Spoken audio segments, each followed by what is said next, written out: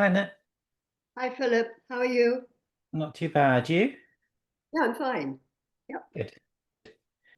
I'm Good. just waving to Rick Davey. Oh, hi, Rick. Thanks for joining us.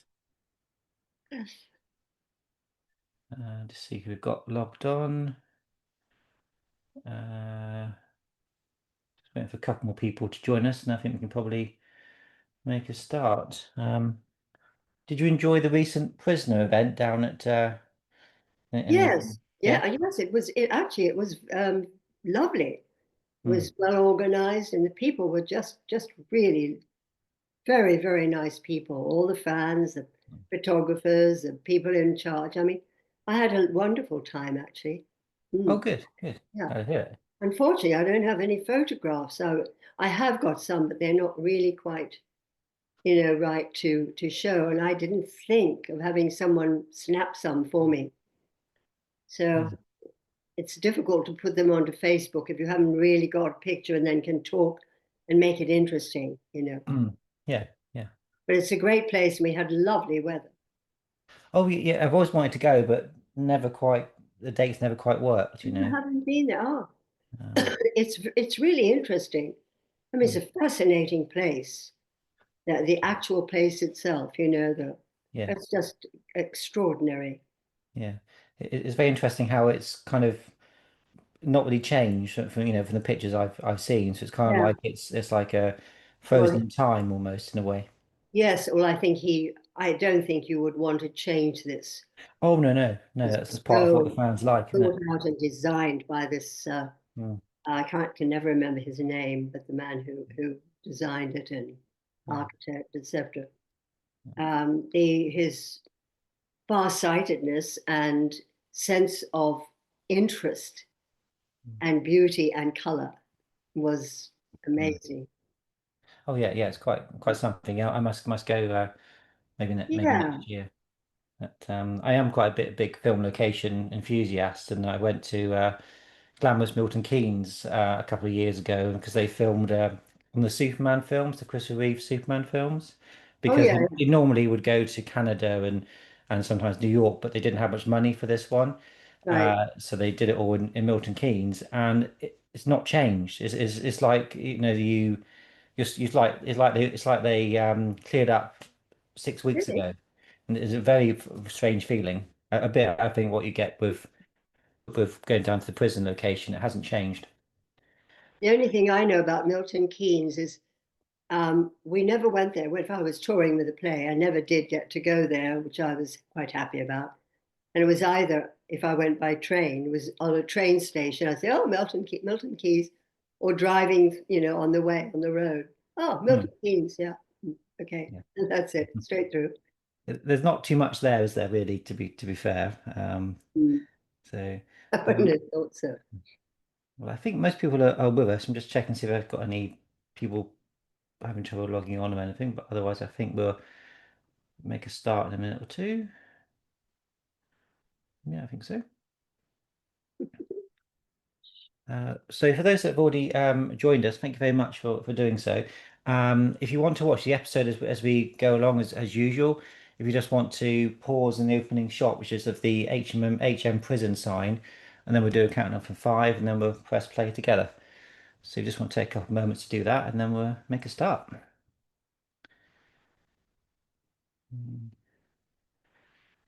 So Neil says hello to everybody, and so does Annette. Nice to see you both. One of our regulars on this evening. Uh, Okay, I think we'll make a start. Um, okay, so five, four, three, two, one, and play. So the first thing I wanted to ask you, Annette, was how did Randall Hopkirk come into your life in the first place? How was it? Did you audition for it? What was the deal? No, I actually was on location filming some scenes from a television play that we were doing, an episode of a thing. And I got a phone call from my agent saying, "Oh, Monty Berman's producing this new series, etc. They would like you to come and play the female lead." And I said, oh, yeah, what's it about? And they explained it. And I said, um, well, I know Mike Pratt because I'd worked with him twice. And I said, I do like Mike. I said, but it sounds a bit sort of strange. I like strange, but I'm not sure about this one. And also, if I do a series, then you're out of work for a year afterwards. So I said, I'm not sure about that. Mm. And I think they said, well, think about it for a bit. And they called me back and I said, okay, I'll do it. That was how it happened. Mm. So it wouldn't happen like that these days, would it? It would be a vast casting process and audition You after know audition, what? ultimately. Do you know what? In today's world, I don't know a whole lot about it because I don't really work anymore. Mm. But what it would be, listen, we're going to send you, because this has happened to me in a more recent time. We're going to send you, your agent says, I'm going to email a script to you, and you learn it, and they don't want you to come in. And what you do is you get your phone and you do it on your phone. I said, what? He said, well, that's what they do now. He said, I'm awfully sorry to say this. I said, you've got to be kidding. Anyway, I said, eventually, I said, all right, I'll do it.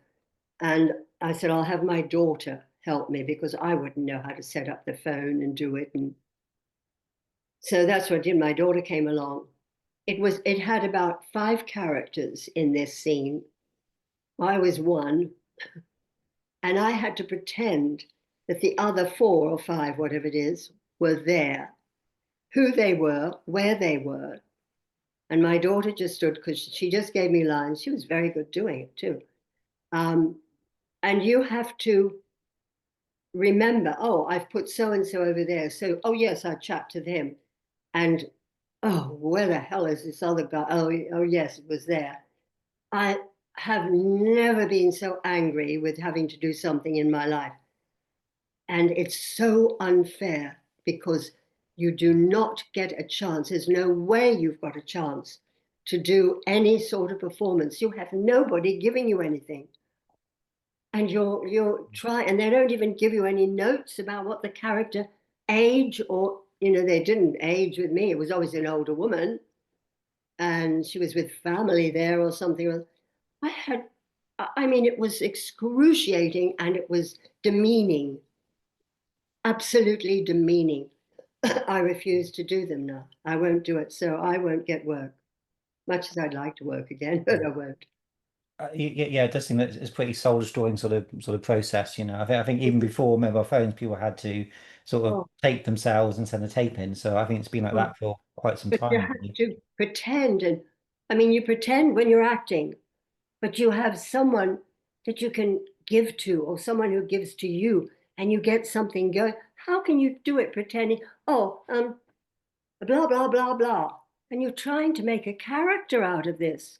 Mm, I mean, I did my best, but I just couldn't. I've done a couple. I thought I'd give it try another try, mm. and that was it. It's, So it's, it sounds tough, doesn't it, really? I mean, you'd think that they would use well, maybe something like Zoom because you could have somebody at least to bounce off if you could see them because that might be a little compromise to it, but you got well, somebody to. it might be something Mm, you could yeah, have a chance to run through the lines with them and do. mm, But I mean, yeah, this is cruel. It's yeah, absolutely cruel, and it's highly unfair because a yeah, lot of actors will go in and they're not good at auditions. mm, Some actors aren't. They can be wonderful actors, but they're not good at auditions. yeah, You have to actually draw it out and do that. Whereas mm, this doesn't give you a chance at all. mm, So, and you never meet the casting directors, which is, and I used to go into the offices in town. If I was in town, I'd say, oh, yes, Irene Lamb's over there. I'd just pop my head around and say, hi, Irene, how are you? Oh, come and have a cup of tea. And you'd sit down and talk. And then you could say to them, look, I'd love to get some more work going. I'm doing so and so or whatever. And they would say, oh, don't worry, I'm looking out for you, or I'll tell you if anything comes up. I can't bring anything. And that's how you used to get work. not all the time, but you make yourselves known to the casting directors, talk to them, and you get to know them and know what they were looking for. Nothing like that in this world. It's all just, No. if you're there, you're there. Oh, yeah, you did that. Okay, you look right. Okay, we'll just put all that together. And it shows, actually, I think, on screen. Mm. The quality is not there anymore. No, I no, mean, no, I not don't. in everything. There is some No, things, of course, that come yeah. out. But I feel for the actors who are trying to make it. Yeah, I think there's a lot more difficult, and certainly sort of TV back in this sort of era, particularly the videotape stuff. You got like a week's rehearsal until you got to know people and work up your rhythms and the pace of Oh, things. I mean, yes, there's a Um, whole thing that goes on. There's a relationship. mm, How can you do a relationship with an iPhone? yeah, yeah. On Randall Hopkirk, did you have a good rehearsal period per episode, We or not didn't not have not rehearsal. such? We No. didn't have rehearsal times, but we always knew the script when we came in. We knew what it was all about.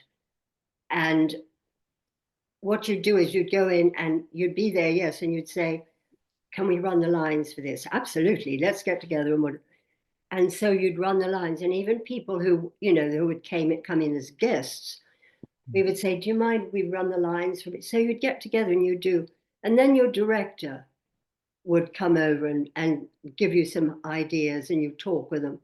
And if you weren't doing it properly, he'd say cut and you'd take you away and you'd have a chat and try it this way. I mean, you couldn't allow too much time to do that, not in the filmed ones. But it worked a different way, but it didn't mean you were going in to nothing. Mm. You went in to people who had learned their lines, got their characters together, and if it didn't gel, we changed them a little bit, to Mm. that's how you work as an actor. Oh yeah, yeah. You said you worked with Mike Pratt before. Mm. So do you find that informed you when you got onto the series that Oh, definitely. Because in both things, I'd have in in the first one was a movie called This Is My Street, and Ian Hendry and Mike Pratt and June Ritchie and myself and others. It was a very good cast, and it was a very good movie. Actually, turned well, and I got to know Mike there as well as some other people, and then we worked together in a BBC television play. I can't remember the name of it actually, but he played my husband, I think. And there, when you do a play like that, or we used to, you have a rehearsal, like 2 weeks rehearsal or something, before you actually start shooting. But that was television as Mm, opposed to film television. mm. But you always had a chance to get your act together with whoever was there. Oh yes, absolutely, yes. I think this is a very strong episode for Jeannie, and we're just sort of getting to the scene where she realizes that this maniac is after her, and Right. she does take it very much in her stride. She sort of very much sort of dismisses I the know. I danger. thought she was a bit. I thought that I was watching it, and I thought, if that was me, I'm not sure I would be so gung ho about it. Um, but I thought, no, that's good. It Mm, shows she's not the female is going, oh my God, oh, do you think, it mm, didn't make me that, thank goodness. So it gave me a mm, chance to, be something else and mm. and have a romantic moment, my romantic Yes. moment in the Yeah. car. Mm, And, mm, um, the only thing was, I would have liked to have had the opportunity to be a little less. Well, I suppose she couldn't be too much with George Sewell's character, mm, um, because he's just dragging her along, and she's of course terrified. Um, but I would have liked a small chance to try to battle with him a bit. mm. I guess it wasn't all that long. I thought the scenes were longer, but they weren't. And we were sort of dying. We weren't actually on the cliff. We were in the Oh street, no, it's very good but good we were set, isn't it? still on a height. We were still Mm, up there climbing around. yeah. Um, So I guess we didn't need that. But Hmm. I had a little moment. I think it was me, or I have a feeling that they swapped my stand-in or my stunt girl Hmm. for the bit where he bashes me against the wall or something, Right. having that Yeah. side. Yeah. And I thought, why couldn't I have done that? But they didn't do that in those. Oh, it was too much for a lady. A little bit too rough, dear. A little Hmm. too bit too rough. And I was also surprised how easily people can get hurt. And I suppose they were kind of thinking, well, we don't want, any bruises or But anything the stunt showing. guys teach you how to do it. And Yeah. that was hardly anything. That was a push and you go into I mean, you can do it. I have done it in other things. Gosh, I've done worse things on theatre. I had Um, someone knock me out on stage on theatre once. oh, really? Yeah, I literally was knocked out for probably not a full minute, but I saw stars. It was very colorful. Hmm. And I actually came out of it saying my lines, which weren't very much. It was no, please don't, something like that. But no, you can be quite. I've had a few things on Hmm. stage where you can be. Yeah. It can be a bit rough, but you work it. You know how to do it. You know how to fall. You know how to do this. So these sort of like stage fights or like domestic kind of Mm, situations, that yeah. sort of, yeah. And as I had been a ballet dancer, so I'd learned everything like how to fall on stage, how to walk around, quite a lot of things like that. So I had balance and everything. And the stunt guys were always good. They taught me some things, what to do if someone attacked me in the street. So I was well armed for certain things. Oh, fantastic. Yeah. So of course you mentioned Mike Pratt. And I take it you didn't hadn't worked with Kenneth before No, not this. at all. No. Did you gel quite quickly? Oh yes, we did. Because Mike was easy to get on with, and Kenny was so easy. And we just worked, I think I didn't do anything with him in the first episode. Of course, he was dead. Um, I might have had that before he died. Yes, I did have that. Yeah. No, it just all melded almost straight away. It was very easy and we all got on. The three of Oh, us got great. on. Mm. Wonderful. So you mentioned, of course, that Monty Berman was involved in your casting. But what Mm. was Dennis Spooner being the creator of the show? Was he did he have a say in who was cast? No, I don't know. I don't know about that. Um, I know that he liked me, and we used to talk quite a lot throughout the series. And he was quite keen on getting some more lighter comedy type things in it. He was quite keen about it. It was Monty Berman who didn't want to get that, and I think that Lou Grade as well, which was silly because that was the point. I think that was what made Randall and Hopkirk the Hmm. show it became. Yeah. But they didn't do that. It was only us pushing and Dennis managing to write some stuff into there which Yeah. lightened it. Hmm. I must mention the gentleman who plays the fairgrounds. He's the guy who's in charge of the shooting range. It's an actor called Juan Pemba, and he's somebody that sci-fi fans might remember it as the taxman from a Red Dwarf episode. He plays somebody from the nobody's safe from the taxman even in space, and he plays this representative of the outland revenue and all sorts. It's a very funny episode, and he appears as the guy at the I don't target know range. I don't know the Um, series. so I didn't watch this. I'm not good at watching those sort of mm. space things. It's basically kind of a sitcom that's set in space rather than say Die Hard sci-fi, but Mhm. Well, it's I've good heard of fun. it, but I Yeah, didn't see it. yeah. We're getting now to the Hall of Mirrors scene, which I think is very effective. I imagine it was probably maybe quite fun to shoot, but maybe technically difficult because of all the reflections and cameras and all that. I think it was. I'm trying to think. I just found it scary. I kept looking and my head would be like this or my Mm, eyes, whatever. And I thought, oh, I don't like this place at all. It was quite weird, quite strange. mm. But again, Jenny holds her own. She's not over. She is Yeah. worried, but she holds it together, doesn't she? Yeah. Oh yes. Yeah. I think yes, that's right, because George is following me. Mm, yes, yeah, Um, because you don't quite know where he is. That again adds to the tension of it. well, that's right, and because Emile Mm, had gone off in some other direction. yeah. That's Mm, why I was on. That's right. Yes. So I was calling for him, mm, and there's George stalking me. I yeah. worked with George several times.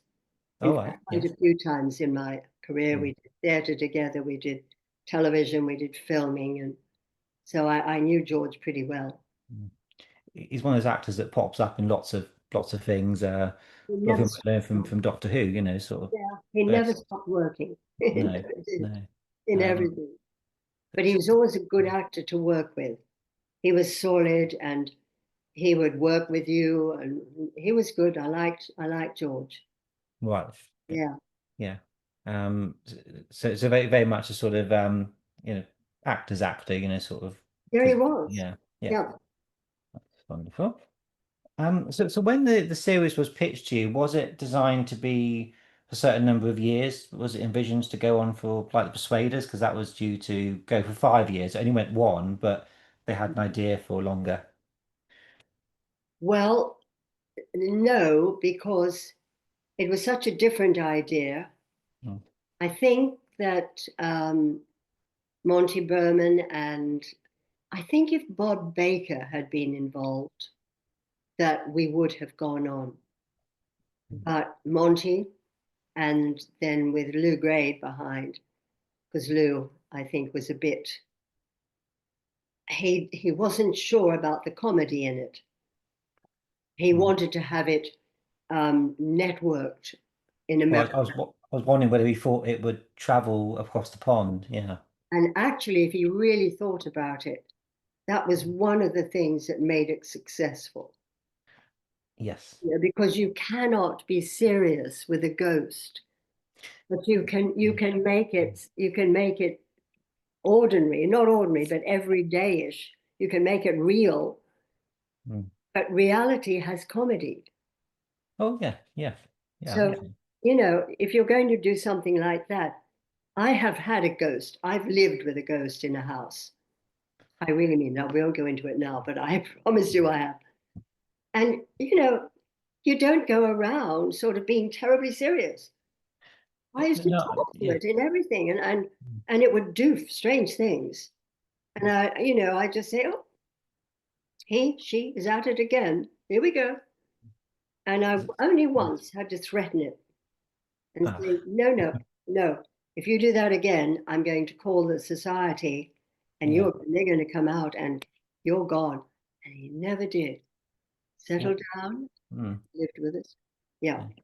What was And this in there this? were some very weird things that happened in that house. Well, I have actually got a note to talk about this very thing because it came up in a previous chat, and I thought, well, if the best place to surely mention this is a show about a ghost. So it Right.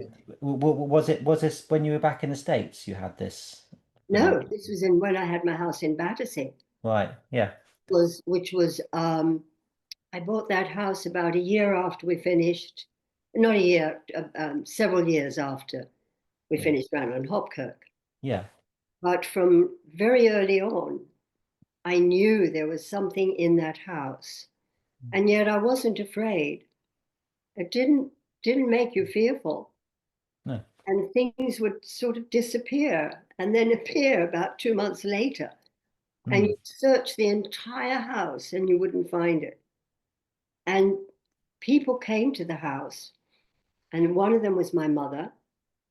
Another one was because I was in that house when I met Arthur, and he lived there with me for about 10 years before we moved to America. And I'd already lived there I lived in that house for over 20 years, so I'd already lived there. And he was aware of the ghost too. He used to laugh at it. He'd say, "What's we doing now?"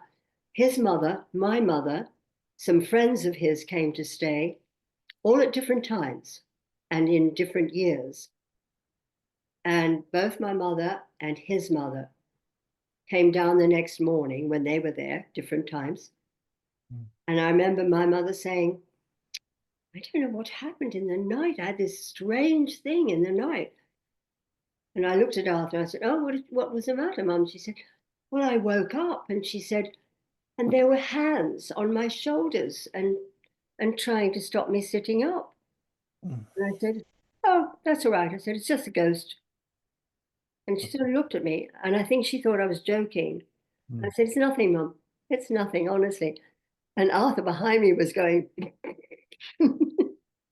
and patting me on the shoulder. And I'm saying, yes, mm, no, no.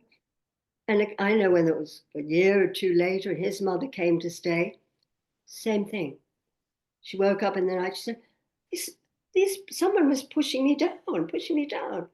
So we did the same. Don't worry about it. Arthur was saying, don't, Mum, it's nothing. And then friends came to stay, and the woman was always a woman. Well, no, Arthur had his share too. But the same thing happened. She said, I don't, and she was a tough lady. She was an actress, tough lady, American. And she said, I don't know what happened in the middle of the night. She said, but I sat up, and she said, and someone in the room. They were pushing me back. I said, how could someone be in the room? We were asleep upstairs. I don't know, there was someone in the room. So we said to her, oh, it's just a ghost. Don't worry. It's perfectly right. Won't hurt you. mm, There were other things, but I won't go. It's a long mm, story, mm, and it's a very strange mm. story. Oh, that's very, very interesting. Did you ever, was there any history to the house that might have explained I something tried to like find that? out. I No. tried to find. I always thought that it was a child, but Mm, I'm not sure. I had a woman who was very tuned in with spirits and and health things, and in fact, I learned a lot of things from her for cures and all the well, not cures, but things to help, etc. mm, Healing and stuff. But she said, I don't like ghosts, but she said, I will come and look at the house. And she walked in and she was coming up the stairs and she said, there is someone in this house. She said, I feel it so mm, strongly. yeah. I said, okay. I said, what is it? She said, I think it's a boy or a young man. Mm, I said, well, I think it's a child, and I'm not sure about boy or girl, but mm, the other story is yeah. really ghostly, but I won't. Yeah. And that really Oh, was a little scary, but maybe that's a good idea for another time. But yes, yes, yes, yeah. we'll do that. Yeah. Oh, absolutely. Yeah. I have had a question come in. We are seeing him on the screen at this very moment. The Timothy West. Did you encounter? You don't have any scenes with Timothy West, but did you meet him or encounter him at anything in your life? I did, yes. I worked with Timothy in something. No, I honestly can't remember what it was. I don't know. Was he in any of the Hopkirk ones? Well, the only episode that he's in is this one. He's basically um doing some of the muscle work for the heavy. So he basically finds out that Oh, Jenny's boyfriend is unfortunately married, and so he kind of sort of does, and then he has a nice fight scene with Mike Pratt oh, later that on. one. Oh, Yes, yeah, yes, yes, yes. yeah. Yeah. And, he always seems like quite a nice person. He was obviously his the canal journeys with his wife Prue that he used to do on TV. That was always seemed to be quite a fun little series they did. And he was also in a series called Not Going Out, which was a comedy series, and he Mm. was very good in that. So He um, worked a lot, Timothy. oh yeah, yeah, yeah, he's prolific, wasn't it? He was very Yeah. good. Oh yeah. So I wanted to ask, of course, as we mentioned him, well, we might do that in a second, but I wanted to talk about director Cyril Frankel, whether you remember Cyril at all. I do. You do. Right. Yes, I do. Did Um, you? Yeah. I think the three of us were in accord with that one. Mm, Look, he was a nice man. He just was rather difficult to work with. He was rather set in his ideas, and it was hard to shift him, even when we had some very valid uh, thoughts about it, or we wanted perhaps a slight change or something. Um, for the boys too, it was the same. It was the same thing. We were all a little bit careful around Cyril. Hmm. Do you could that have come from being a bit of a perfectionist, or was it kind of sort of, maybe No, no? I was a perfectionist in his mind, I think, but it Hmm. certainly wasn't in ours. Um, and he just would get set on an idea, and you think it needs, Hmm. and then he would get a bit annoyed, and Hmm. he wasn't he wasn't really he wasn't horrible. No, no. It was just a little difficult to work with. Hmm. We had a couple of the directors who were simply lovely, Jeremy Summers Hmm. and Ray, of course. Ray Austin was there Yes. a few times, Hmm. and they would work with you. Cyril didn't work with you, Hmm. and not all directors want to work with the actors, particularly in that way. They Yeah. want their way, and that's it. Yeah. And it just made it difficult. And again, he would try to calm down on the comedy. Right. Yeah. Yeah. And that was what made this Hmm. series. Hmm. I've had so many people say we loved the fact it could be, it was quite funny at times and all of, lots of things like that. And it certainly was interesting compared to a lot of the other series, particularly some of the American ones I saw. Hmm. Hmm. That some of the American ones had comedy in it and they were very successful. Oh yeah, yeah. I mean, it's ironic really because a few years later, well, just I think just within a year or so, I think of Randall finishing, the Persuaders would come out, and that was very comic heavy. It was full of comedy. But Yeah, uh, absolutely. oh, I've got a comment from Rick that might be interesting too. Uh, Rick said he asked Kenneth once what Cyril was like as a director, and his response, "Oh, he was a bastard." Oh, well, so I can, uh, Mm. I could have elaborated. Yes, well, you're free to do so, but Being yeah, a lady, Rick, yeah. I'm being a lady. Mm. Yeah, it doesn't sound like he was, not an actor's director, and he knew what he wanted, and of course, you got He was to very sometimes, soft. yeah, you It got to was compromise sometimes, that and idea mm, said, and mm, he could be a little harsh. right, yeah. Yeah, because you did six of your episodes, so that that's obviously a Yeah, lot of time spending with somebody that's not, the easiest to work with. But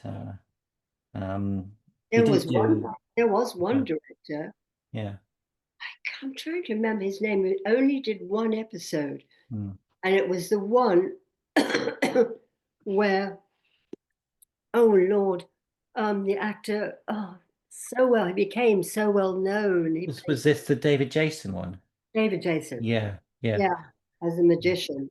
yes, Did I yeah. talk about that last time? Well, I think we might have mentioned it. Not, I don't think necessarily mentioned it on screen. Um, yeah, because I think that episode I think was. Not, I think that's one that Ray wrote actually. That's He, right. It was. yeah, It yeah, was. yeah, With the magician and the, yes. And he just had David Jason literally almost in tears. He mm, was murderous to him, this and Mike and Kenny and I went afterwards straight to Monty Berman and said, never bring that director back again. mm, We never did. We explained why. yeah, No one's going to treat an actor the way he treated David. no. No, Uh, that was a director called Paul Dixon.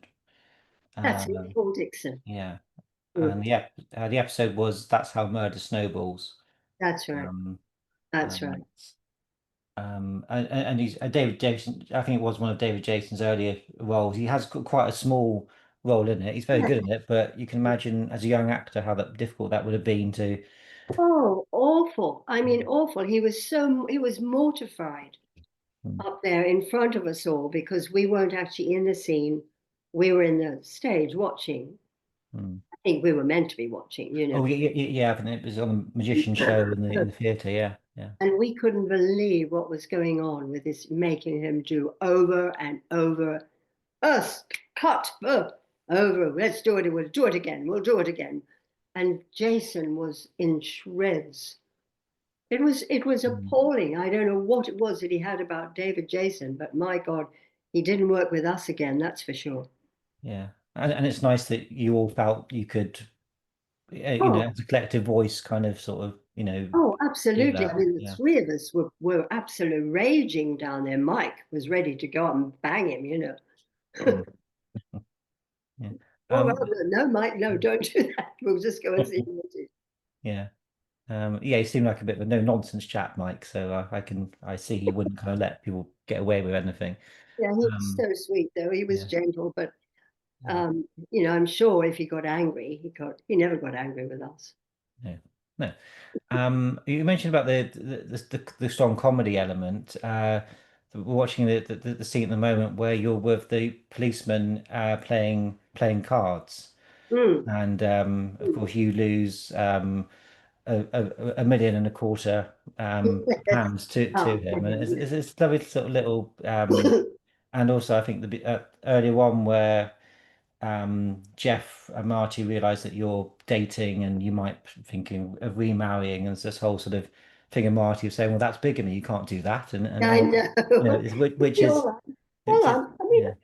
I'm a ghost, but I'm here. I Well, mean, yeah. So when it's obviously fine. touching as well. It's quite touching too. But it's yeah, but it works really well, that balance between the comedy and Oh, it sort of did. the It really did. yeah. Yeah, and so many people have told me over the years, why didn't they go on with it? Why, we wanted to see more of them. Mm. Oh yeah, yeah. Yeah. And it was only because in America they didn't get syndicate, they didn't get networked, only syndication. Mm. I mean, we'll come back to that in a second. But when you watched the episode, did you recognize the actor playing the policeman, Richard Owens? No, I Um, didn't. don't think it, Uh, no. Again, one of those people that appears, quite a lot mm. of stuff. Um, yeah, I think with Lou Grade, I think he did there was an awful lot of series around this time. Jason King, Department S, Champions, and all of it ran one series. I think he was. I can't imagine them all being. Well, Um, you no, know, it was because they didn't get networked over there. yeah. The Mm, Avengers, but that wasn't mm, ITC, no. the Avengers. Yeah. Yeah. That was Mm. network. And it's even the obsession with it with cracking. Saints too. Oh yeah, the same was ITC. Yeah, yeah. Um, it always seems to be this obsession with cracking America, which I think It was is tracking America. You're right. you kind Yeah, of think, is it necessary in many respects, sort of but if you look at someone like Doctor Who, which is predominantly English, yeah. it does sell abroad, but it never loses the fact that it just needs to focus on the UK audience. So, but Mm. maybe we don't realize how expensive these shows were and how much they were kind of relying on Oh, the of American course. money, really. Yeah, of Um, course. we should mention Barry Ingham, who plays Emil. Do you Yeah, remember working with Barry yeah. at all? I worked with Barry a couple of times, I think. Yeah. Um, I can't remember what in, but no, I knew him as an actor. Mm. We had worked from time. And again, a nice person to work with. Oh yes, Barry Yeah. was fine. What I can remember, yes. Oh, Yeah, good. it's fine. Uh, Yeah. I think people always remember the bad ones, so it's always so if you don't have any memory, that's Exactly. usually a good sign. It always is the bad ones. Um, and most of the people I worked with, you might not be actually friendly with them, but mostly they were nice. Mm. A few would come up every now and again, dotted through your life and your career and things. You inevitably met the odd ones who you didn't like. and try yeah. to avoid them or just get on with them as best you could. Same any walk of life, isn't it? Any career. There's always a few people you meet that Everybody. make you sort of go like this. Yeah. What would you? And you are, I mean, as an actor, you are working with other people Mm, and forming a relationship. And they're not necessarily the people that you would form any sort of relationship with mm, outside of working. yeah. And of course, Yeah. there are some who are, and you get on very well with them, like Mike and Kenny. Well, I was in touch on and off with Kenny, of course, as you know, right through, Mm, yeah. and Mike, I would have been too. Yeah. Yeah. Did you ever go to events with Kenneth and sort of reunions or There signing was events and things? an event, I think, uh, way back when they first were having events. I think it was with the network, Mm, and there was something or other. I know that I had to meet up with Kenny there, and we did a an interview together, mm, and which went well. I've never heard or seen that interview, but apparently it's in or connected with one of the mm. episodes somewhere. Yeah, must be somewhere about. Yeah. Yeah, and I Kenny never used to go to the events. Mm, Uh, I don't think so. I never, I went to a few, of course, way back, mm, and I still do occasionally, yeah. but I don't recall. Well, he wasn't well for quite a few years in, Mm, later times. And before that, they didn't have events. There's a long time that went before suddenly they had started having all these events and fairs and all that sort of thing. And I think Ken said, no, I'm not going to go. I don't know why. mm. Basically, he was a bit shy sometimes. I think you forget how shy some actors are, because you think it's a paradoxical thing to be, but I Oh, a think, lot of actors are shy. yeah. John Hurt, Mm, and I worked with John in Street. This is my street. It was his first movie too, and we got on like a house on fire. But he was very difficult to get him to talk, and we hit it off, which was nice. I liked him a lot, and then he became this fabulous actor. And I never really worked with him again after that, which was a shame.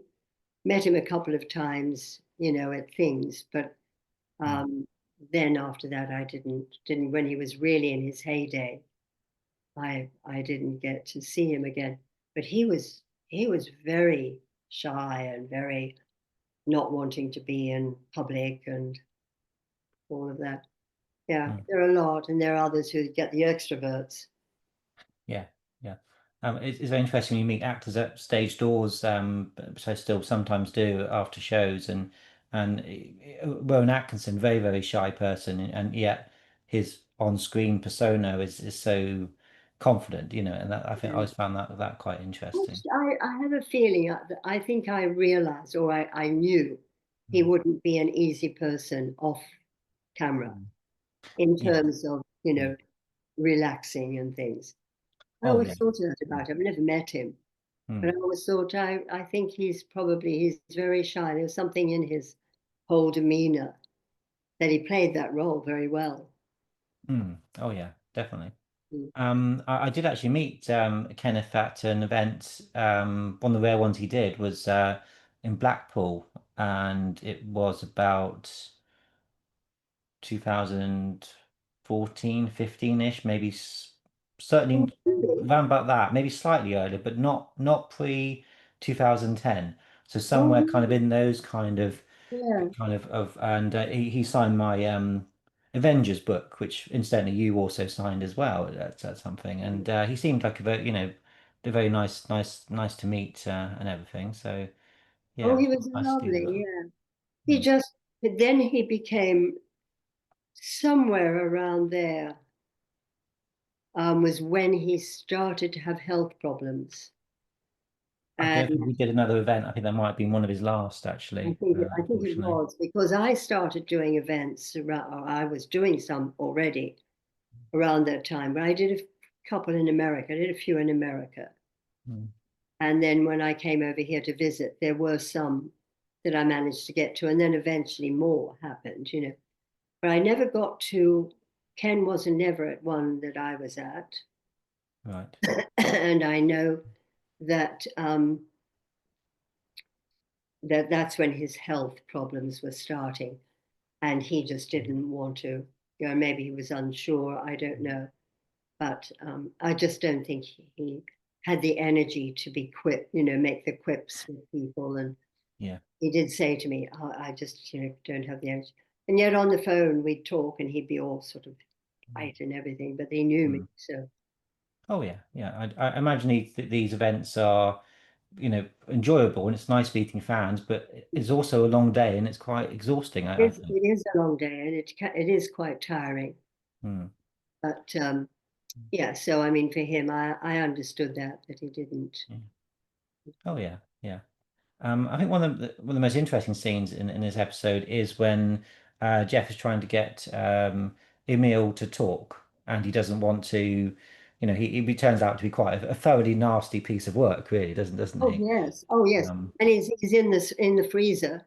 mm, yeah, I love the bit in the freezer, and then mm, when they really freeze him again, and mm, he's sitting there and he's got the ice all over his head, yeah.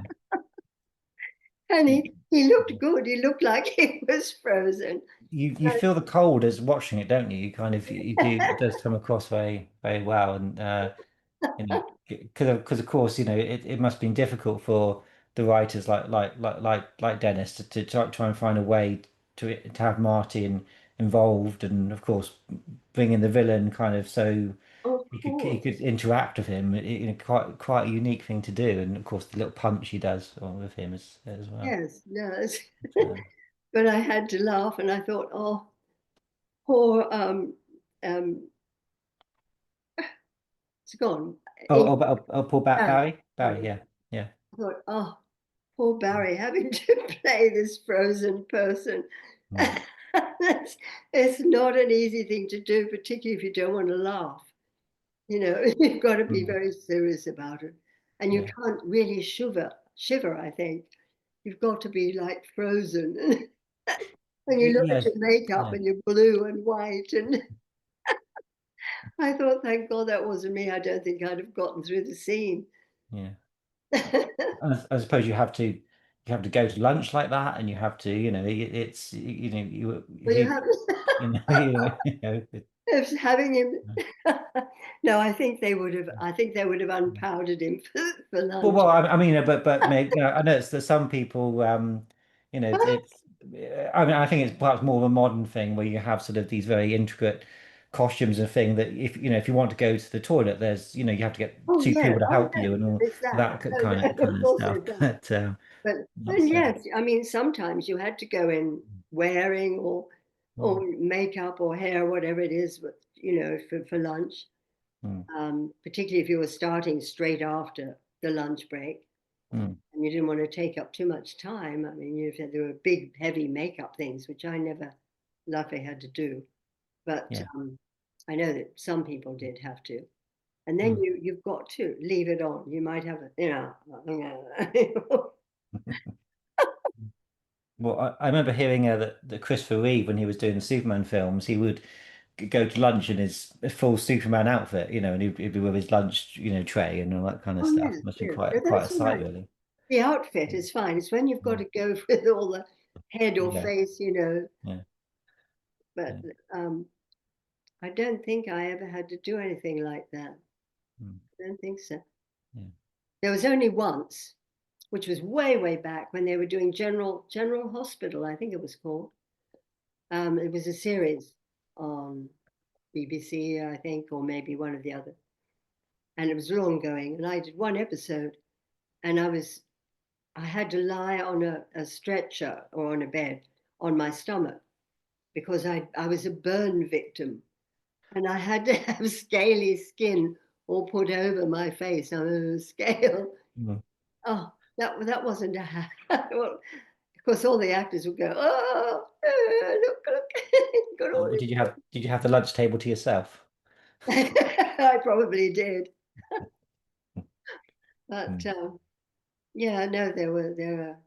You have to do a lot of funny things. Yeah, Yeah. Oh yeah, yeah. I suppose that's part of what sort of drama, if drama school, part of it is because I remember sort of doing some drama at primary school, and you had to be all sorts. You had to be a tree and do all sorts of weird things, and I was like, I don't want to. If I become an actor, I want to do Hamlet. I don't want to, be about waving. But I suppose you have to do that so that you are confident and you are never self-conscious. A part of brilliant. it is kind of breaking that down, isn't it? So if you can do the very silly things, you'll be right doing it, the other stuff. Well, you have to break through all your um, barriers that you set up. Oh, I don't want to look like that. Or I don't want to hear like. Oh, I don't. No, no, I can't. You've just got to get on it. Mm. I did. I did teach a couple of classes once for somebody at their school, at their drama school, and I started them all off by saying, "Okay, we're going to begin. We're going to loosen up, and I want you all to walk around here, the room here. You can go in a circle. You go as chimps and gorillas." And Right. everybody, "What?" I said, "Come on, off we go. You know what you do, don't you?" You have to get, and everybody, and they were so much better after that. They started breaking down their um, withholding, their nerves or their Mm. stiffness. Oh, I can't look like that. Yes, you can. No, no, you're not doing that right. Come on, if you were, how would you go if you and you're going to fight with him? You know, Mm. I said, just got to do it, and Mm. they did, and then they all ended up saying that was Mm. really good. Mm. Yeah, I feel better. Mm. And then by comparison, other stuff seems more comfortable, doesn't it? Yeah. Well, Yeah. yes, it does. Yeah. I was one of the shyest persons you could ever meet. Mm. I used to, before I went for an, or this is way back, but it lasted quite a long time. When I had to go for a meeting or an audition or reading or something, quite often you're waiting outside a door. There might be a corridor. If there was a corridor, it was great because I'd get there early and I'd walk up and down the corridor and say, "You've got to do this. You've got to do this. You have to do this. Now, come on, be here." And I'd be shaking practically. And I would do this until I'd look at the time and say, "Okay, it's time." And I'd stand at the door and I'd say, "Knock on the door, you stupid thing. Knock, knock." And I'd knock. And if you knock, you've done it. So you've got to turn the handle and walk in. Mm. Oh, it was terrifying. Yeah. For ages, for years, I did that. Mm. And to get into meeting the cast was always an absolute, oh, I practically have to have a bottle of scotch. I didn't, but I used to think, oh, I wish I drank. And Mm. yeah, it is. And Mm. gradually you break it down. You've got to realize if that's what you're going to do, you're going to be someone else. You can't be you, which is this Mm. frightened thing. Mm. So Yeah. yeah, it's a very interesting process Oh, yeah. becoming an actor. Mm. Well, I was a very shy person. I'm still quite naturally sort of shy, but I think I was quite literally the shyest person at all my schools. And so to be years later doing this with you and other people, and it's kind of people wouldn't kind of think it was the same person really. So, but I think a lot of it is kind of you worry about it and you feel subconscious, but you go through it and you keep pushing and you don't kind of let it. It's okay to be worried and afraid, but you do it anyway. I think that's what works for me, really. Yeah. Yes, I did break through that when I was at school. In my last year at school, I had a friend in class, and she liked to tap dance. So we had a concert at some point. This was when I was about 15 or something. And I said, well, they're having a concert and they want some of us to do some stuff. I said, so why don't we get together and make a routine? She said, that's a great idea. So we'd go off and we'd rehearse at lunchtime and that sort of thing. And I could tap a little bit, but mine was ballet, so it was different. But I could tap a bit. So we made up this routine to when the midnight choo choo leaves for Alabama, Alabama, Alabama. We did that song. And we came out and we had luggage with us, which we took it from a bit from the movie, and we put it on the floor and we would jump up on the luggage or on chairs. And I think we got up onto a table as well, doing that, dee, da, da, da. The nuns were absolutely horrified. And they're down in the audience and went and kicking up our legs, not too far, but kicking them up. And they were, oh, except for two nuns who loved it. And they were involved in music. They were the music, or one of them was the music teacher anyway.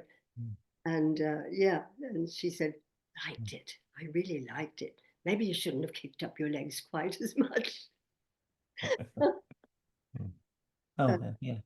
Well, that's lovely. Yeah, yes, it's nice that some nuns have fun. That's good.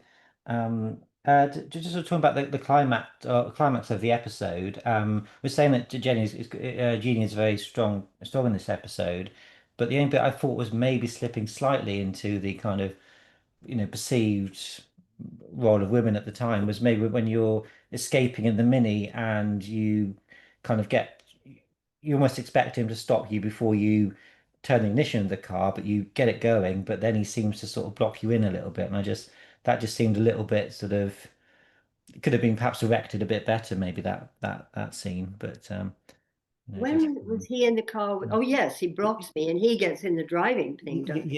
yes, yeah.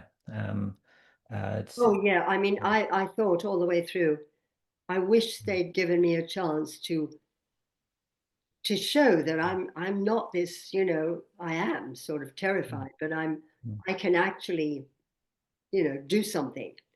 I'm not just a, little woman. Um, and I did get a bit of a chance, but not as much as I'd have liked. And this is what a lot that I would talk about to them and say to, can't I get to do something? I'd talk to the stunt guys. They'd say, I know we'd like to, but it's not in the script or whatever. And there was only that one fight I had with Alexandra Bastido, and that was it's, pretty minor. mm, That yeah. was just a quick flip or something, and Mm, I think one of us was down on the ground, or we both were. But mm, and that was about it. And I yeah. thought, oh, the Avengers were out at that point, and I was Well, thinking, yeah, that's right. can't we do a bit of that? And look at them now. I mean, now it's too much. Mm, It's altogether too much.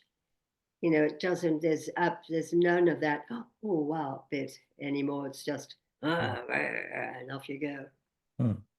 I want to mention that the climactic scene on the cliff we just watched a few moments ago. It is a very good set, and I imagine sometimes there was standing sets on the back lot that Mm. different productions use. But I think Jeannie is very, in the face of what is seems to be certain death for her, she's very Yeah, together really. she Yeah, stays cool, which I yeah, liked. I liked that. I like being mm, able to do that and mm, not being cringing and everything all the time. And you could see. I hope you could see working. How can I get out of this? What can I do? yes. It wasn't Mm, just being.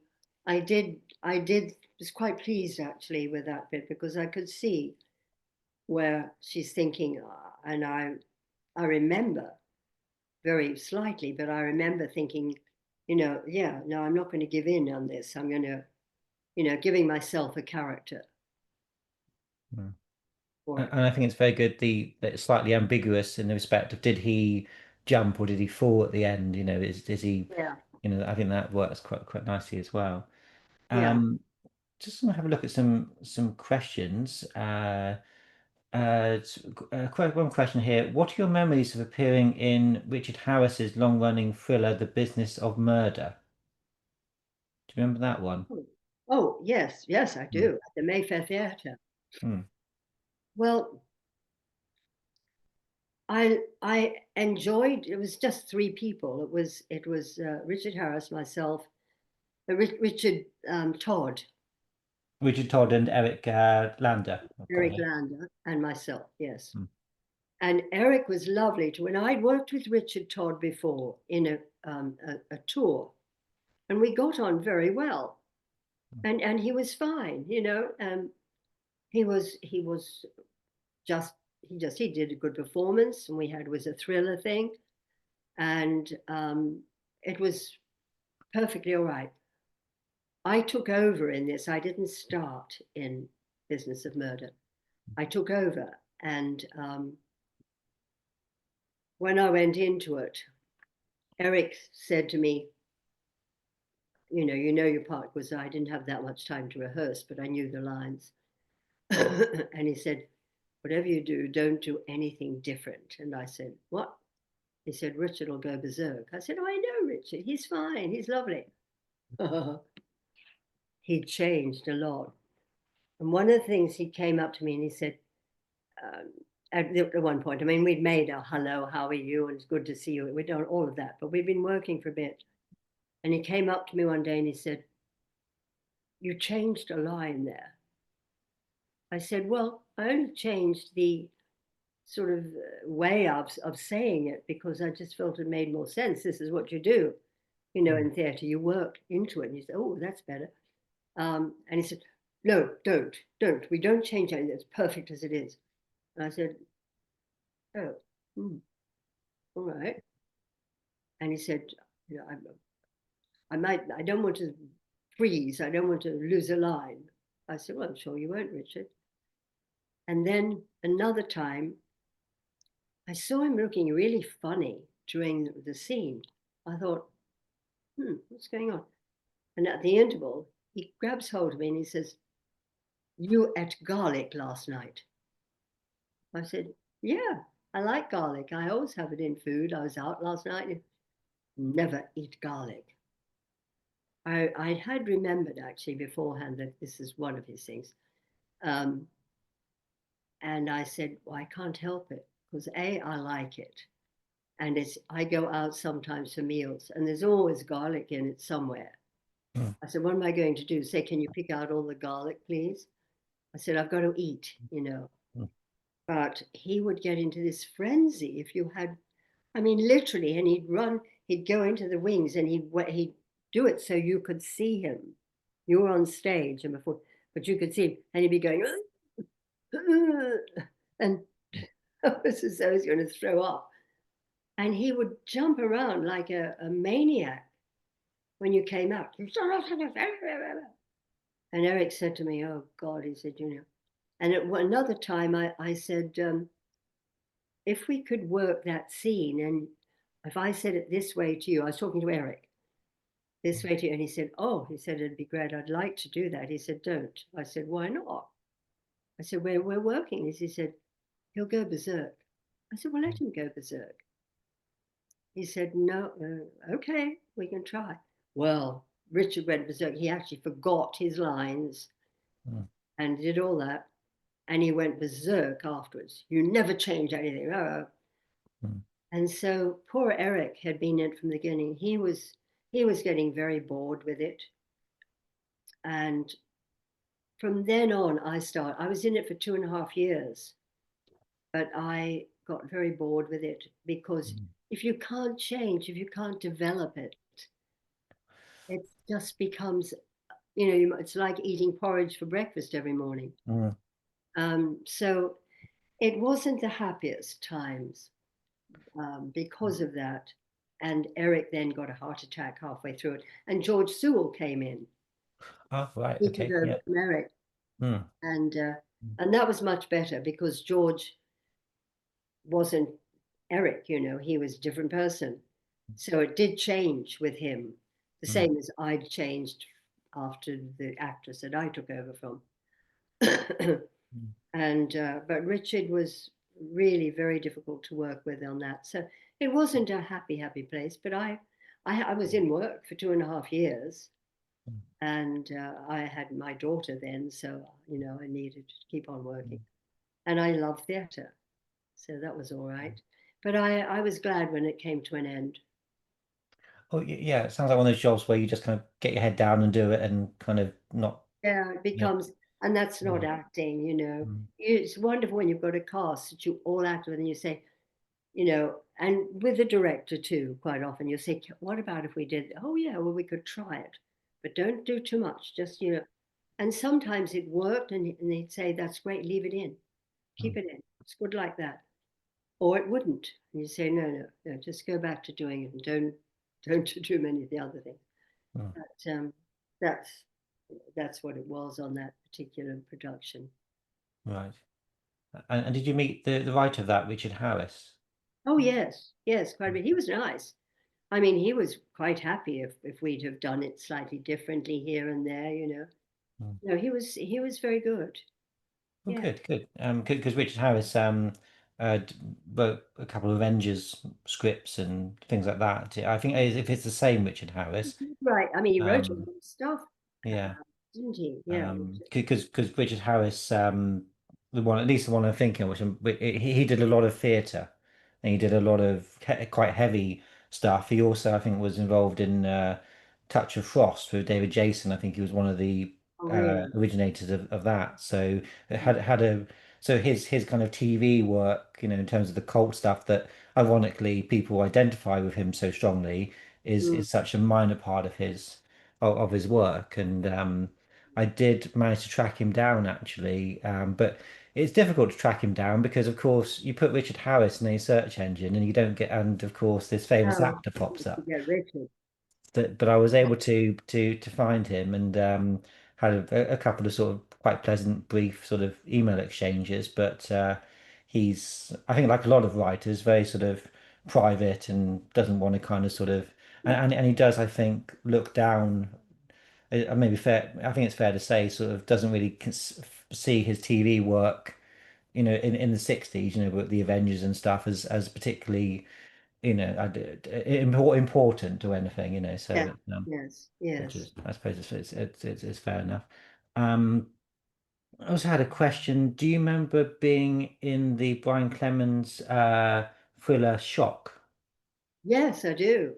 Yeah, we did 2 seasons of that. We did 2 summers with Kate O'Mara, Robin Chadwick, and I can't remember who else was in it. But yes, I do. I do. I didn't enjoy that character that I played.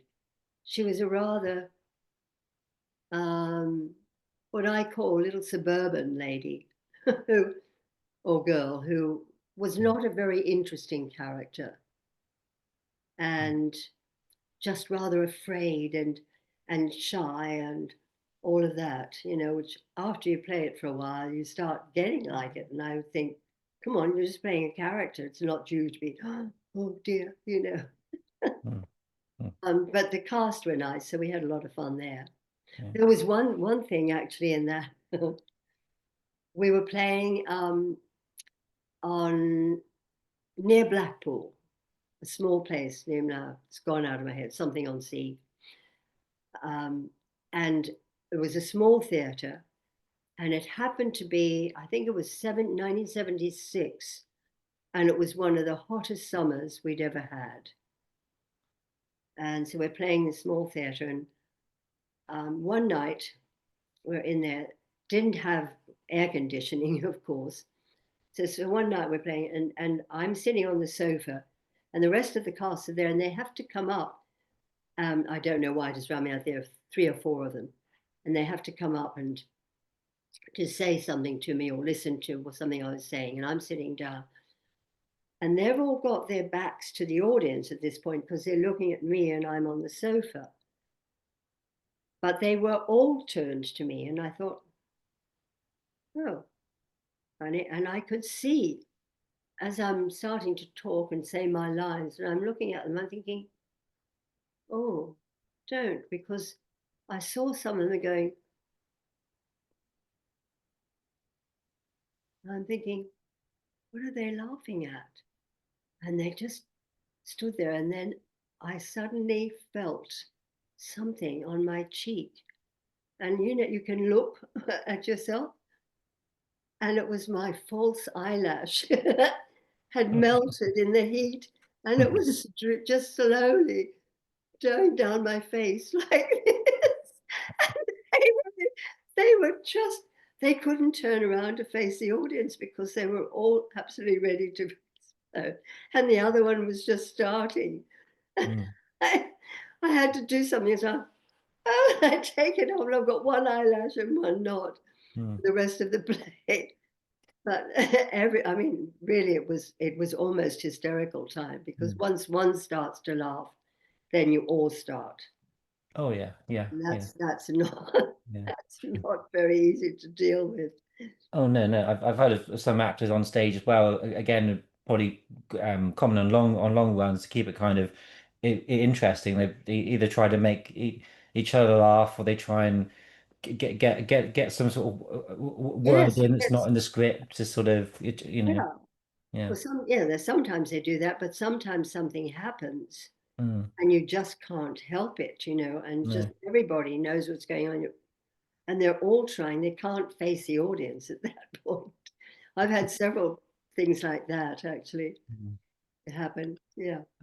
I think if the audience is aware of it, I think the audience quite likes those moments. I remember seeing. It was a production of No Man's Land. It was Patrick Stewart and Ian McKellen, Oh, and yes, there's yes. this one scene that because I saw the recorded version, but also in person as well, and they always seem to laugh at this particular. They're not meant to, but you can see them going, and the audience feed off it. It's it's. You can get that, and it's really difficult because it becomes a point of hysteria. Mm, It's locked there that if you're going to do this scene and it's really very serious, mm, but you've something's happened at some point which meant, and this becomes your I'm going to laugh time. And it's mm, awfully difficult to get over because it happens again and again and again. mm. But if Ian McKellen and what's his name can't control it, Well, then, again, good company, aren't we? I mean, was the Randall Hopkirk set, full of jokes, and was it quite a sort of happy, you oh know, yeah, yeah, it was a lovely set. mm, It really was mm, because because of Mike and Kenny, who were just terrific, and we all got on together. And I always believed, and they did too, in that you treat the crew well. mm, They're all working for you.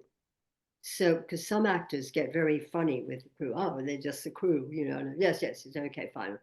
Whereas we used to, chat with the crew sometimes, and they would do things for us. At one point, I remember they'd been on strike and they weren't supposed to move furniture. I can't remember the whole thing, but they weren't supposed to move furniture at this point. And, you'd have to either have to do it yourself or whatever. So there was a time I think we were going overdue a little bit, over time a little bit, mm, and something had to be moved. I said, it would be better if that table, say it was, or chair, if that were there, I could move much more easily, or I could do this. And, the crew was sort of doing this, making sure the time. mm, And I said, oh, I think one of the crews said, well, we're not supposed to be. I said, I know, don't worry, I'll pick it up. He said, don't worry, love, I'll do it for you. And he picked it up and he took it away. And, if you treat them well, they treat you very well. Do you mind if we go on just another 10 minutes? Yeah, sure, okay. But they would, you didn't treat people the right way. We had people, well, I've told you this before. People would come on the set and say, can we just sit on your set for a little bit and chat? mm. Because it's always so nice here.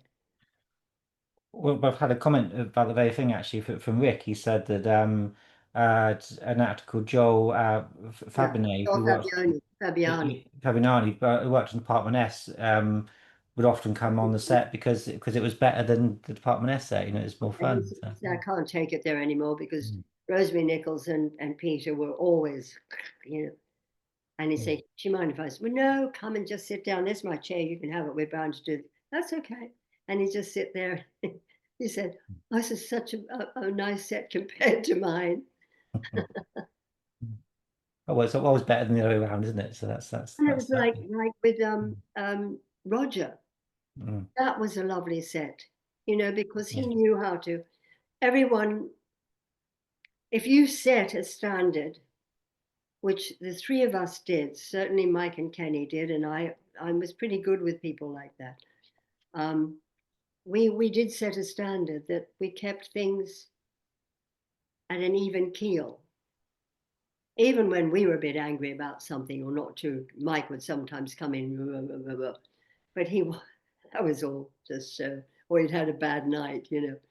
Mm, Um, but on the whole, I mean, we just had a really very nice, comfortable, warm set. okay. Yeah, it sounds like it was a lovely environment to be in. Yeah. Um, just to start to wrap up. Oh, did a scriptwriter Donald James ever was he ever on the set at all? See, Oh, I remember the name, but I don't remember meeting him. mm. We didn't always meet the writers. Well, I think a lot of the time I've spoken to a couple of writers in this period, and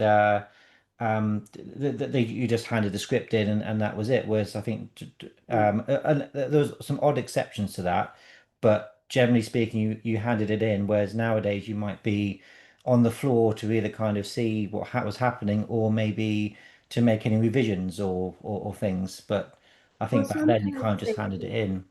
Sometimes they did, and sometimes we would ask, Mm, would it be all right for her to do something? And either the writer would come in, mm, maybe the next day or something, and talk it over with you, or mm, they would just send a note, or the director would just say, no, go ahead, we'll be all right. mm. Yeah. No, we won't do that. Mm. So Yeah. often would say no. Mm. But it sounds like with Seal, there wasn't much point in having the writer there, really. Or even yourself there. But Don James did 11 of the episodes, so I think he was probably the most prolific writer. And I think it shows. It's a really good script, this one, I think. Oh, this one was good. Mm. Oh, you're talking about this one, Oh, Vendetta. this particular one, yes, yeah. Yes. Um, No, it was a bit different. mm. Um, we hadn't had cold storage before. No, that's certainly quite I loved that bit. I really yeah. did. I thought, oh, poor Barry. Look what he had to do. I'm sure we all would died laughing when he came out. Yeah.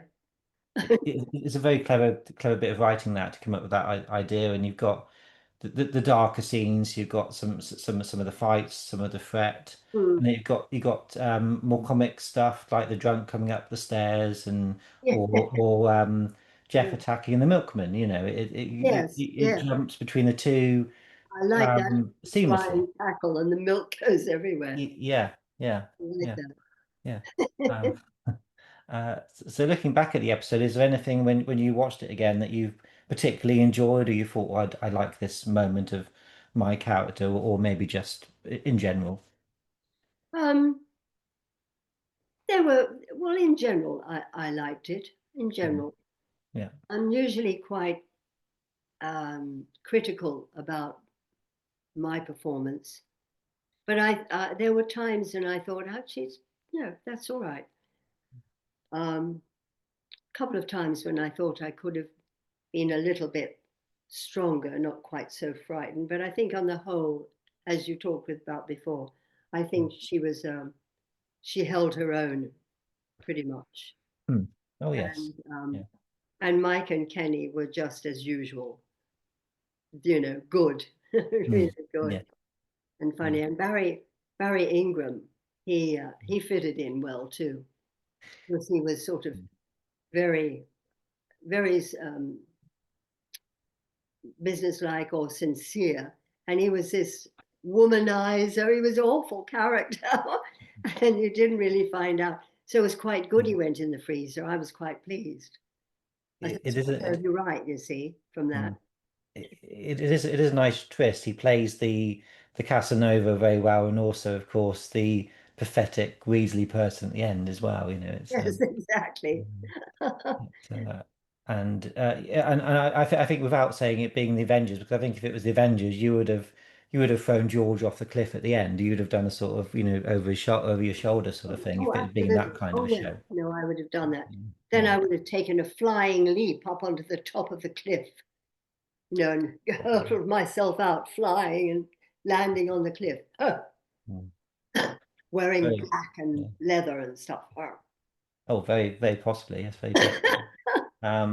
Yes, I think in terms of your episodes, I think this must sort of sit pretty high. I think in terms of of the just the stronger one certainly. Yes, it was quite a good one for me. I was pleased about it. Hmm. There was only one thing, one small thing that I noted, and it was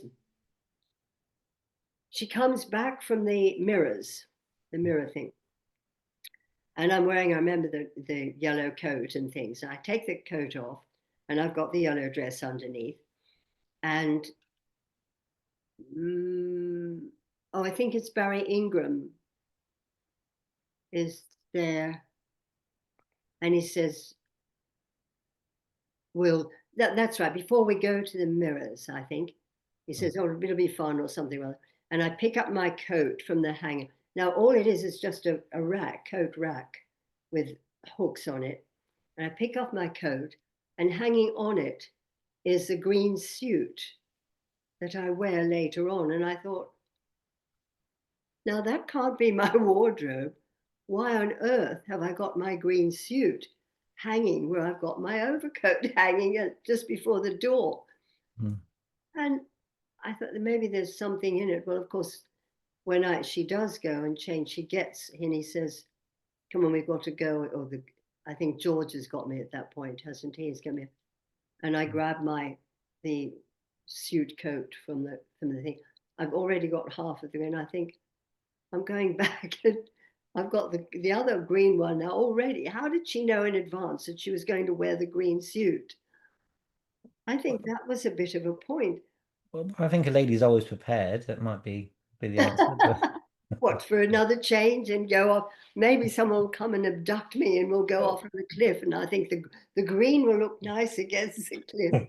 well, with a show like this and a character like what Jenny goes for, what Jeannie goes for, you would perhaps prepare for everything. I suppose, but I hope not that much. no, it might be a bit stretch of believability. I Yeah. think they just put it up there for color, but they didn't think about the fact that I might be wearing it in the next scene and why was Mm, it stuck on the, yeah. you know. Oh, I So think we'll all go back and watch that afterwards. That's really interesting. I think the last question I'll come. I think it'll come from the audience. It was yes, it was about "This Is My Street," and we were just wondering what it's like working with Sydney Hares on that one. oh, Sydney was he was he was an interesting director. I think he thought that he wasn't sure about me in it because it was my first movie and I was quite young. But as it went on, he got much better with me. And I think he pulled a good performance out of it Mm. with me. I Yeah. think he helped me overcome any nerves or whatever. And he was easy, but not too easy. Um, and then I had Mike, which was lovely, and Ian Hendry, who was very good with me Mm. to the extent that I was sitting in the chair off the set one day, waiting, had my script and we're reading it, waiting for the scene, whatever. And he came up to me and said, "I'm going to get a cuppa. Do you want a cuppa?" I said, "Yeah, lovely. Thanks very much." So he came back with a cuppa. Mm. It was whiskey. Yes, with Ian Hendry, I would expect it would be yes. Yeah. Whiskey for me. Oh, for you. Oh, okay. Yeah. Well, Yeah. he handed both Yeah. cup, one cup to me. Mm. I said, "This is." He said, tea. Okay. Nice tea. Okay, good. Mm. So I sipped a bit, but I was very careful because I thought, oh, I better not drink all of this. Mm. Yes, a couple of times not in this one, but in another. I think it was Return of the Saint. I'm not sure. Well, But you I had encountered to, Ian Hendry on that one, yes. yeah, that's right. And I've told the story, I think, where I had to drag him out on the way to the location. I had to drag Mm. him. He made certain the car stopped and he went into the pub, and I had to go and drag him out. He was absolutely, oh, when we got to the where we were Yeah. going for the filming. Mm. And I thought, oh my God, because he was all over the place. And we started, they said, all right, get ready. And the director knew, I can't remember who it was, but the director knew that he was. He said to me, did he go to the pub? I said, yes, I couldn't stop him. I tried. He said, so he said, okay, let's get ready. And he went, okay, action. And Ian went and he did the scene like that. Mm. Then it fell apart afterwards. Right. It's just amazing what they can do when they, you know. Oh yeah, yeah, yeah. I mean, it's yeah. Ian Hendry was famous for having so these sort of problems. It was Roy Ward Baker who directed that one. Yes, Yeah, the Return of the Saint. that's right, it was. Yeah. And yeah, everyone I speak to who worked with Ian Hendry, yeah, he could just turn it off, and his never affect his work or Mm. anything. So of course, it seems like his sadly his problem had got worse over the years since when you Oh, his first had problem, worked with him. that was his problem. Mm, yeah. Real problem. But it was, Mm, I think we've all worked from time to time with someone like that who drinks badly. And mm. on stage, it's a bit scary. Well, I imagine In that fact, it would was be. someone who drank who knocked me out on stage. Oh, And then we have Patrick in The Prisoner. yes, yes, yeah, So um, yeah, he is too, yeah, yeah, and a couple of other people I knew mm, too that I worked with. yeah, But I think they all seem to be able to cut off, except the one that I worked with in this play who mm, knocked me out. And I think in the end, he was just mm. too much. So So was Patrick Magoon drinking on The Prisoner? Was that more sort of he personality? He was would know, and they'd say, "Careful today, he's on the vodka again," right. Yeah. Oh dear. and that would be trouble. Yeah. And if he wasn't, he would still be awful. But he he was a little more in control. He was Mm, always in control, yeah. but he could be lethal when he was really drinking. Mm. Oh yeah. Yeah. So, And only in something like acting could you get away with that? If I turned up to work tomorrow, off my face on whiskey or something, that I'm not going in Friday morning. So oh it's yeah, but yeah, even in our business, yeah. it's not something that anyone takes pleasure in working with them. Oh no, no, it must be very difficult It to is do that. difficult, and they do have to be careful, as a lot of people have fallen by the wayside because of it. Mm, yeah, Um, yeah. Richard Burton seemed to be able to deal with a lot of it. Mm, did yeah, I yeah. went into the studio one morning. He was doing something there, and I was walking in the studio, and suddenly Richard Burton appears, 7 o'clock in the morning, and he said, "Hello, what is your name?" And I said, "So and so." He said, "Oh, are you working?" I said, "Yes, I'm blah blah." And he said, "Well, you've got a few minutes." He said, "Why don't you come and have a drink with me?" And he Mm, was, I said, "I don't think so, Richard. Maybe in a couple of hours, mm, but I think you better go and have a rest." mm, I'm off to the makeup. mm. Yeah. So Richard Burton was quite pleasant on the old source, and it's a bit like I Ian didn't ever Hand. work with him, but he was No, yeah, quite pleasant. yeah, and Yeah, yeah, and Ian Hendry as well. I take it he was always quite Ian, nice. He was Ian just was, yeah, Ian toddled. was fine. I'm not sure what he was like with those. He was fine with me. And he just, yeah, it made him more Mm, affable mm, in a way. But I think if he drank too much, I think then he was a handful. yeah. So you're saying you were sort of escorting, you were sort of sharing the journeys to set. It sounded like on Return of the Saints. So he was kind of getting out and going to pubs and things. Is that right? We were on our way to a location, and we on the were way to Patient. sharing. Yeah. Yeah, we were sharing the car, Mm, and on our way, and he said, "We're going to stop here," and I said, "I knew," and I said, "No, no, Richard, you can't. I mean, no, Ian, yeah. you Mm, can't." I said, "We've got to go. I've really got to go. I can't let you go in there." He said, "No, I'll be out in a minute. Promise you, I promise you." I said, "No," and of course he slipped. You can only do so much. mm, I couldn't sort of manhandle him and mm, tie him up and put him in mm. the car. And you were driving, I take it, He the car. wasn't driving. I mean, No, we were no, yeah, there, yeah. and the drivers don't interfere unless it was something really serious. Oh, yeah, yeah, that, yeah. Mm, So, and then he came out. He said, "Oh," and he was affable. I mm. thought, "Oh gosh." So I went and I did tell who did the director, Roy Woodbaker. Roy Baker. Yeah, I did tell Roy. I said I couldn't help it. He said, "Don't worry, we'll sort it out." And sure enough, he went, did his scenes, blah blah blah. Yeah. Mm. Well, it's a fascinating story to end on.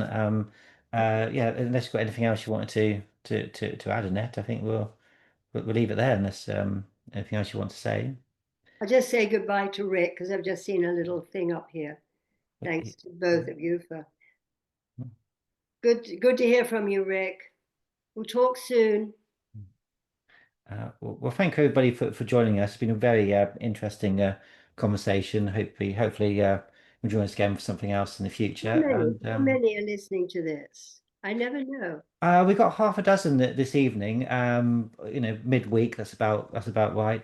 Um, and then we get a few thousand on YouTube. So it's people discover it. Later on. But it's nice to have a few people because we get nice, interesting conversations and questions from Rick and Neil and everybody. So well, thank you, Annette. That's very kind. She said, "What a great night." That's lovely. Oh, that's Paul, sorry, that said that. Yeah, Yeah, so well, thank you very much, and it's been wonderful as always, and hopefully we'll do this again soon. I hope so. Yes, I always enjoy it. Thanks Okay. very much, Philip. You take care. Thank you, everybody. Yeah. So yeah, take care, enjoy the rest of your week, and I'll catch you later. Yeah. Bye. Bye bye. Bye.